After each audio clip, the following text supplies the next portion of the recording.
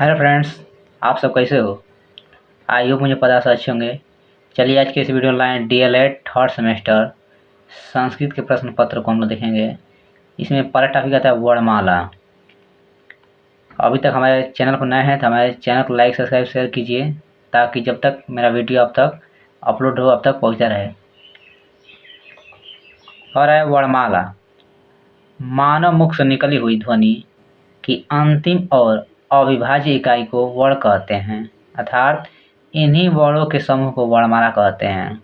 क्या कहते हैं? वर्णों के समूह को वर्णमाला कहते हैं। देखिए, संस्कृत वर्णमाला में कुल 46 वर्ण होते हैं। कितने होते हैं? 46 वर्ण होते हैं। अब हम लोग पढ़ेंगे वर्णों के प्रकार।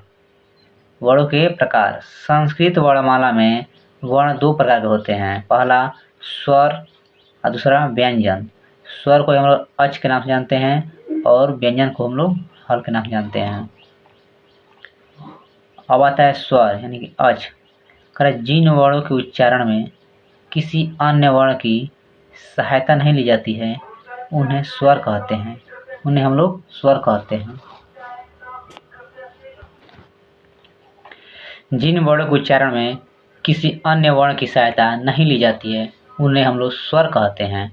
देखिए, संस्कृत में 13 स्वर होते हैं। संस्कृत में 13 स्वर होते हैं।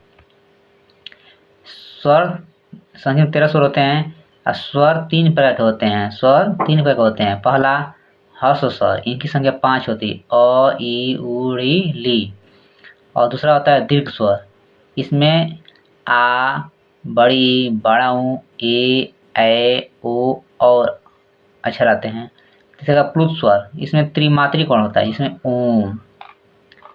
अब आता है दूसरा व्यंजन, जिसको हल बोलते हैं हम लोग।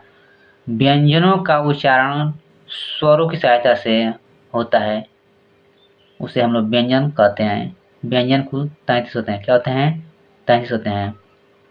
व्यंजनों को 4 भागों में बांटा गया है। कितने भागों में बांटा गया है? 4 भागों में बांटा गया। पहला होता है स्पर्श व्यंजन, जिनकी संख्या होती है क वर्ग, च वर्ग, ट वर्ग, त वर्ग, प वर्ग। क वर्ग में देखेंगे हम लोग क, ख, ग, घ, अंग, च, छ, ज, झ, इ, ट, ठ, ड, ढ, अ। त वर्ग में त, थ, द, ध, न। प वर्ग में जिनकी संख्या स्पर्श व्यंजन की संख्या कितनी होती है? 25 होती है। अब दूसरा आता है अंतस्थ व्यंजन, इनकी संख्या 4 होती है, य, र, ल, व। और तीसरा होता है ऊष्म व्यंजन, जिसमें इसकी भी संख्या 4 होती है, स, स, ह। अब आता है चौथा संयुक्त व्यंजन, मैंने व्यंजन की संख्या 4 होती हैं, स्पर्श व्यंजन, अंतस्थ व्यंजन, ऊष्म व्यंजन और चौथा होता है संयुक्त व्यंजन। इनकी भी संख्या 4 होती है। क्या होती है? 4 होती है। कछ, त्र, एक ज्ञ, एक स होता है। जैसे क स से मिलकर कछ बना, त और से मिलकर त्र बना, ज ज्ञ से मिलकर ज्ञ बना। अब आता है अनुस्वार। कहता है अनुस्वार, वर्णों के ऊपर जो एक बिंदु लगाता है। क्या लगता है? जो बिंदु लगता है उसे हम लोग अनुस्वार कहा जाता है। क्या कहते हैं? अनुस्वार कहते हैं। जैसे गंगा। अब आता है विसर्ग।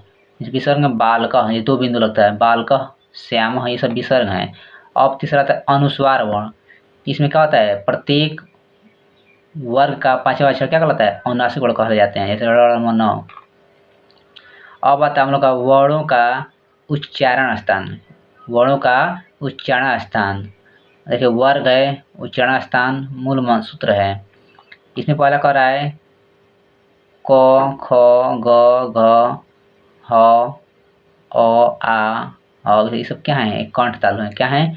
कंठ है। क्या है? कंठ। ये इसका क वर्ग का क्या है? उच्चारण स्थान कंठ होगा। इसका मूल सूत्र होगा अकुह विसर्जनीय कंठ। अब दूसरा वर्ग कर रहा है च वर्ग है, जिसको तालु हम बोलते हैं। इसका उच्चारण क्या है? च वर्ग का तालु। इसका सूत्र हो जाएगा इचु ऐसा नाम तालु। तीसरा है ट वर्ग। ट वर्ग मूर्धा से बोलते हैं। क्या होता है? मूर्धा उच्चारण स्थान है इसका, रेटु रसाना मूर्धा, इसका सूत्र हो जाएगा। त वर्ग हम लोग देखें दंत, जिसका होता है लेतु लसानम दंत। अगला था प वर्ग। प वर्ग से हम लोग उच्चारण होता है ओष्ठ। करा उपो ध्यान मानी मानव ओष्ठे। अब आता है 5वां से छठवां नासिका से। क्या होता है? नासिका। प्रत्येक वर्ग का 5वां अक्षर क्या होता है? नासिका बोल देते हैं। अब सातवां होता है ए आय क्या है, कंठ और तालु से हैं। आठवां ओ औ है क्या है, कंठ और उष्ट से हैं। वह क्या है, दंतुष्ट, ये बहुत इंपॉर्टेंट है, दंतुष्ट किससे, व का उच्चारण स्थान क्या हो जाएगा, दंतुष्ट।